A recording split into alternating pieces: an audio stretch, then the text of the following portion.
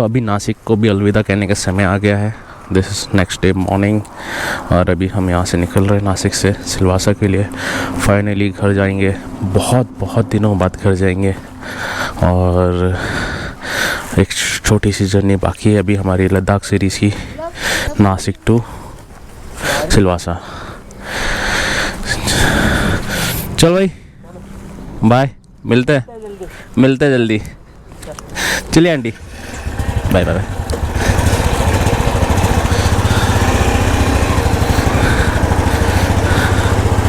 Hello and welcome to my YouTube channel. This is your friend Rahish Yadav. उम्मीद करते हैं आप सब बढ़िया हो गए हमारी तरह। एक नए दिन की शुरुआत एक नए ब्लॉग के साथ करते हैं और अभी है अर्ली मॉर्निंग, अराउंड 6 बज रहे हैं। हल्की सी सुबह भी हो गई है और इस पूरे जर्नी में 2 ही बार हम लोग सुबह निकले। एक तो जब नासिक से निकल रहे थे गुना के लिए, उस दिन हम सुबह निकले अराउंड 6:30।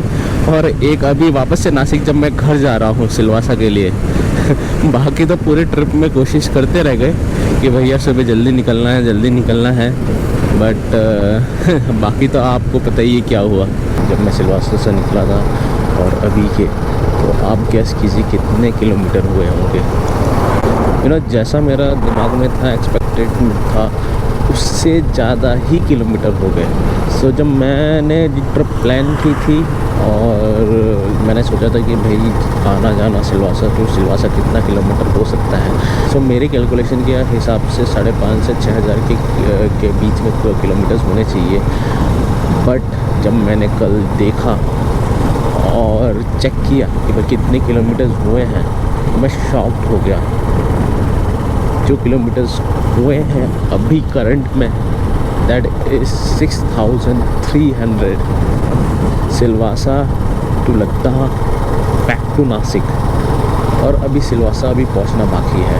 सो 6,000 क्रॉस कर लिया है, 6,000 प्लस किलोमीटर्स हमने राइड किया है और अभी सिलवासा पहुंचना बाकी है। तो मतलब 120-150 के आसपास और ऐड ऑन हो जाएंगे। सो अराउंड 6,500 किलोमीटर्स हमारी राइड रहेगी इस लद्दाख सीरीज़ की। धन्यवाद। सो फाइनली हम नासिक छोड़ रहे हैं और यहाँ से नासिक हो जाता है ख़त्म। घर जाने की खुशी एक अलग ही होती है, वो भी इतने दिनों बाद जब आप घर जाते हो। एक्चुअली घर तो मैं कल ही पहुँच जाता बट चलो कोई ना। जब दोस्त ने बोला कि भाई मेरे साथ नासिक चल लेते, हमने बोला ठीक है चलो भाई, कोई दिक्कत नहीं, चल लेते हैं। ओए होए, वो सामने पहाड़ पे देखो यार, किस तरीके से पूरे बादलों ने छाया हुआ है ऊपर। बारिश का मौसम होता बहुत सही है, सीरियसली मज़ा आ जाता है।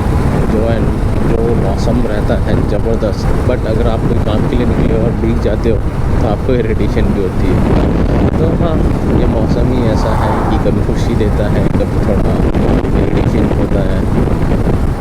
डिपेंड करता है सिचुएशन टू सिचुएशन। जैसे हम सभी जानते ही हैं कि बारिश भी बहुत ज़्यादा ज़रूरी है, क्योंकि अगर बारिश नहीं होगी तो जो ग्राउंड लेवल का वाटर लेवल है वो कैसे बढ़ेगा। अगर वाटर लेवल नहीं इंक्रीज़ होगा या वाटर लेवल पे पानी नहीं रहेगा तो भाई हम पिएंगे क्या।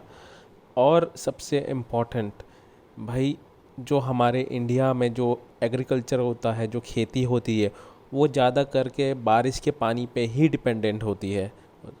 सो अगर बारिश अच्छे से नहीं होगी तो खेती नहीं होगी तो भाई हम खाएंगे क्या। एंड जो डैम्स होते हैं, जो लेक्स होते हैं, जो रिवर्स होती हैं, वो भी जो फ्लो रहता है उनका या जो वाटर लेवल रहता है उनका, वो भी सब बारिश पे डिपेंड करता है। तो जब बारिश अच्छी होती है तो सब कुछ अच्छा होता है। एक अपनी बाइक में इतना सारा लगेज, इतना सारा पेन या टॉप बॉक्स कैरी कर रहा हूँ।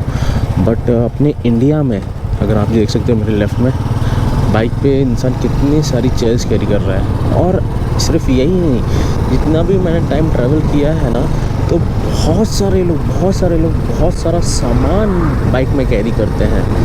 तो ये ऐसा नहीं कि अभी जो राइडर्स हैं वही सामान लेके कैरी करते हैं, ये अभी कोई ट्रेंड आया है, ये ऐसा नहीं है। बेसिकली हमारे इंडिया में तो स्टार्टिंग से ही, शुरुआत से ही, जब से बाइक्स लॉन्च हुई हैं या बाइक का इस्तेमाल होना स्टार्ट हो गया है, जभी से घर का, दुकान का, बिज़नेस रिलेटेड बहुत कुछ सामान बाइक पे लोग ट्रैवल करते हैं लेकर।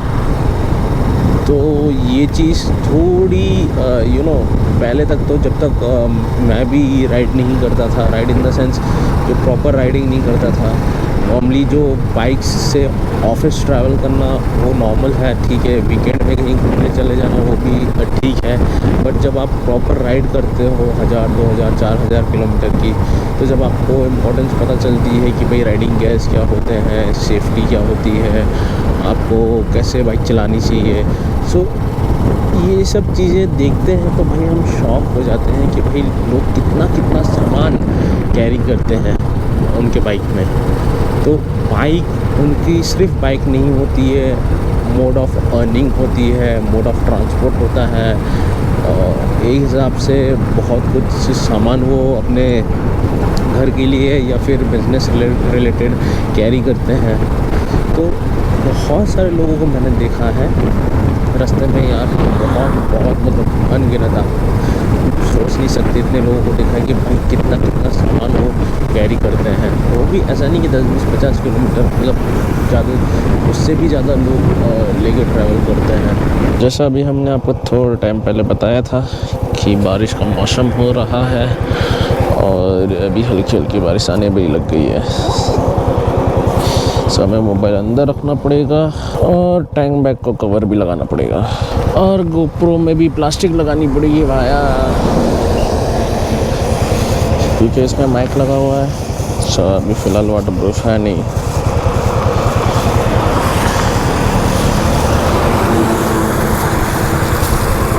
ये देखिए, अभी हुए हैं मेरे बाइक के 29,999.9 किलोमीटर्स और फाइनली होने जा रहे हैं 30,000 किलोमीटर्स।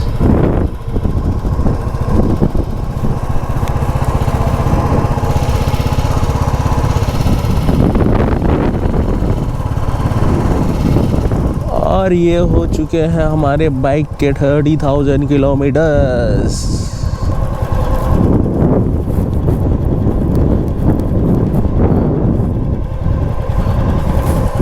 क्या बात है। और ये हो चुके हैं हमारे बाइक के 30,000 किलोमीटर्स। ये देखो कुदरत का करिश्मा, सब जगह पूरा कोहरा छाया हुआ है, कोहरा छाया हुआ है सब जगह। सामने अगर आप देखोगे तो 500 मीटर बाद विजिबिलिटी नहीं है, कुछ नहीं दिख रहा है भाई सामने से कौन आ रहा है नहीं आ रहा है।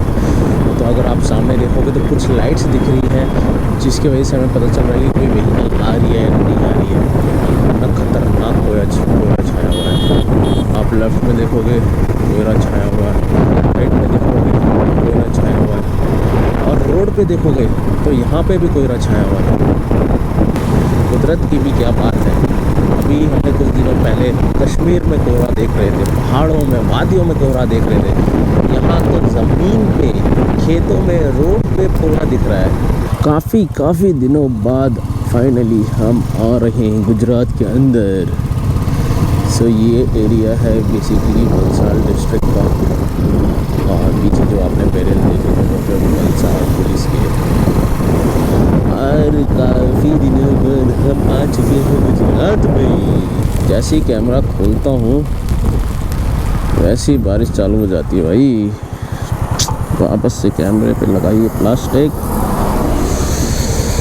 क्या कर सकते हैं माया, क्या कर सकते हैं। ये रोड में गड्ढे हैं कि गड्ढों में रोड है भाई, बाप रे बाप।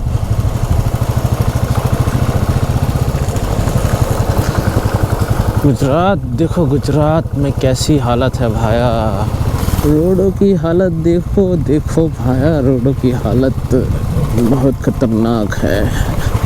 तो ये रोड है ना बेसिकली वापी से अराउंड 20 से 25 किलोमीटर पहले से रोडों की हालत ऐसी हो गई। और उसके पहले बेसिकली पूरा कंक्रीट रोड था, तो एकदम चकाचक था, कहीं दिक्कत नहीं है नासिक से आते आते। बट जैसे ही अपना वापी से थोड़ा पहले आए, रोड तो एकदम माशाल्लाह दिख रहे हैं भाई। बाकी तो आप देख ही सकते हो। अभी मुश्किल से 5 या 10 की स्पीड में चल रही है बाइक। है हालत गुजरात के रोडों की, अब क्या बोलने का भाई। बारिश में पूरी लग जाती है वो रोडों की। तो यहाँ से अपन लेंगे लेफ़्ट अपने दादरा नगर हवेली सिलवासा के लिए।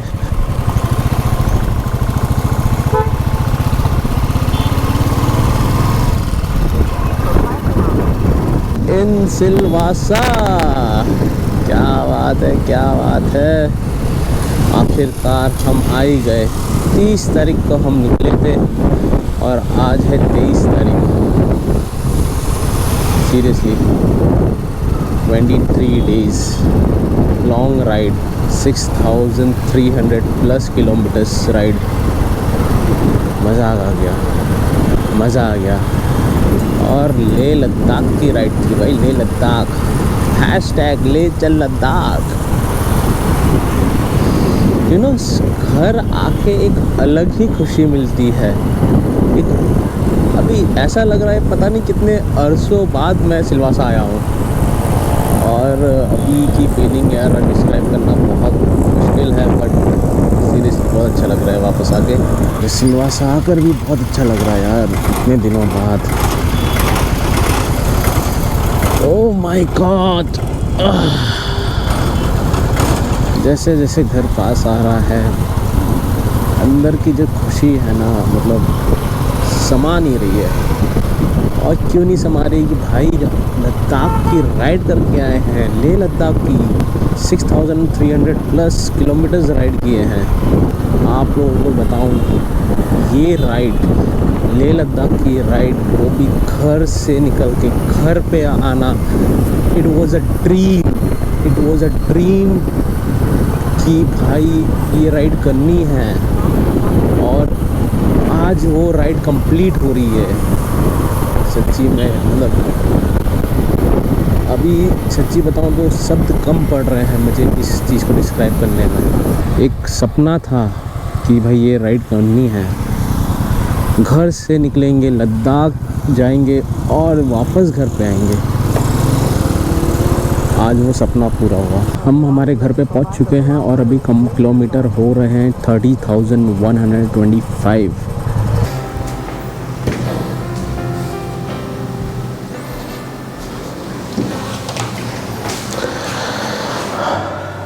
सो ये नेक्स्ट डे मॉर्निंग है, और हमने जिस तरीके से हमारी लद्दाख राइड प्लान की थी तो उस तरीके से 100% तो हुआ नहीं, बट जो राइड थी बहुत सही थी, बहुत मज़ा आया।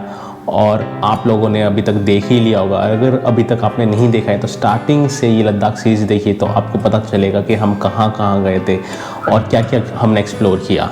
लद्दाख एक ऐसा टेरेन है ना जहाँ पे अनसर्टनिटी बहुत ज़्यादा होती है।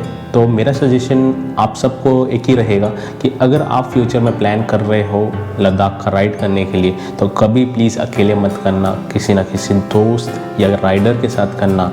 तो यू नो, बाई चांस कुछ अनसर्टनिटी आती है तो आप उस चीज़ को टैकल कर सकोगे, हैंडल कर सकोगे। जैसे हमारे भी राइड में बहुत सारी चीज़ें हुई हैं जिसमें यू नो कभी कभी हमने हमारे दोस्तों को मदद की और कभी हमारे दोस्तों ने हमें मदद की। तो यू नो आपके पास एक बैक सपोर्ट होना चाहिए, जो यू नो आपका बाई चांस कुछ अनसर्टनिटी होती है, अनप्लान्ड कुछ चीज़ें होती हैं, तो यू नो आप उस चीज़ को अच्छे से हैंडल कर सको। ओवरऑल राइड की बात करूँ तो बहुत ज़बरदस्त राइड थी। It was a dream ride. 6500 kilometres हमने सोचे भी नहीं थे। हमारा यू नो जब लद्दाख प्लान कर रहे थे तो हमारा अंदाज़ था कि 5,500 से 6,000 किलोमीटर के बीच में रहेगा, but it was a 6500 kilometre ride. Seriously मेरे लाइफ की सबसे लॉन्गेस्ट राइड थी। और ये चीज़ आप देख रहे हो, सो बेसिकली ये मेरे बाइक का फर्स्ट टोल जो हमने यमुना एक्सप्रेसवे पे दिया था, ये वो है। सो मैंने उसको लैमिनेट करा दिया है। यू नो ये छोटी छोटी चीज़ है, but it's a special thing कि हमने हमारी फर्स्ट लद्दाख राइड पे जब हम यमुना एक्सप्रेसवे से रिटर्न आ रहे थे तो उस टाइम पे हमने टोल पे किया था हमारे बाइक का। और लाइफ में पहली बार हमने टोल पे किया है हमारी बाइक का। इतने सालों से हम बाइक चला रहे हैं, यूज़ कर रहे हैं, बट आज तक कभी कोई टोल नाके पे टोल नहीं लगा। यमुना एक्सप्रेस वे पे हमारे बाइक का 2 व्हीलर का टोल लगा था। सो आप जब राइड करते हो तो बहुत सारी नई नई चीज़ें पता चलती हैं आपको, जैसे एक ये चीज़ जो आज तक नहीं हुई थी वो इस राइड पे हुई। इवन आप राइडिंग करते समय काफ़ी लोगों से मिलते हो, हमें बहुत सारे लोग मिले थे, वापी से मिले थे, बहुत अलग अलग सिटीज़ से मिले थे, जिनसे बहुत अच्छा इंटरेक्शन हुआ हमारा, बहुत अच्छी बातचीत हुई। प्लस कुछ हमारे नए दोस्त हमारे इस राइड में जुड़े हुए थे। 3 हमारे फ्रेंड्स जो फ्लाई करके आए थे, अपने फ्लाई करके चले गए थे। और पूरे टाइम हमारे 2 दोस्त तो थे ही, Abhishek Verma and Ashish Saini. So overall experience की बात करूँ तो it was the best ride, the amazing ride जो अभी तक हमने की है। मैं आप सबको सजेस्ट करूँगा कि लद्दाख लाइफ में एक बार ज़रूर जाइए। ज़रूरी नहीं है कि बाइक राइड करके जाइए, आप फ्लाई करके जा सकते हो, आपकी कार से जा सकते हो। और आजकल तो हमें एक चीज़ पता चली है कि दिल्ली से लद्दाख तक, दिल्ली से लेह तक बस भी जाती है। तो बहुत सारे मोड्स ऑफ ट्रांसपोर्ट हैं जो आपको सूटेबल लगे, आप उस तरीके से जा सकते हो। बट एक बार लद्दाख विजिट करना बनता है। चलिए फिर ये वीडियो यहीं पे ख़त्म करते हैं। यहाँ तक देख लिया तो लाइक ज़रूर करना, कमेंट करके ज़रूर बताना कि ये जो लद्दाख सीरीज़ थी इसमें आपको कौन सा पार्ट अच्छा लगा, कौन सा ख़राब लगा। एंड अगर अभी तक आपने सब्सक्राइब नहीं किया तो सब्सक्राइब करके ज़रूर जाना। ऐसे ही अच्छे अच्छे वीडियोज़ हम आपके लिए लाते रहेंगे। Thank you so much for watching this video. घर पर रहें, सुरक्षित रहें। #ले चल लद्दाख। एंड अगर आप लोग चाहते हो कि इस ट्रिप में मैंने कितना खर्चा किया है, फ्यूल में कितना खर्चा लगा है, स्टे में कितना खर्चा लगा है, और क्या अलग अलग टाइप के खर्चे थे जो मैंने किए थे, तो अगर आप ये सब जानना चाहते हो तो मुझे कमेंट करके ज़रूर बताना, तो मैं उसका एक सेपरेट अलग से वीडियो बना दूँगा। Thank you so much.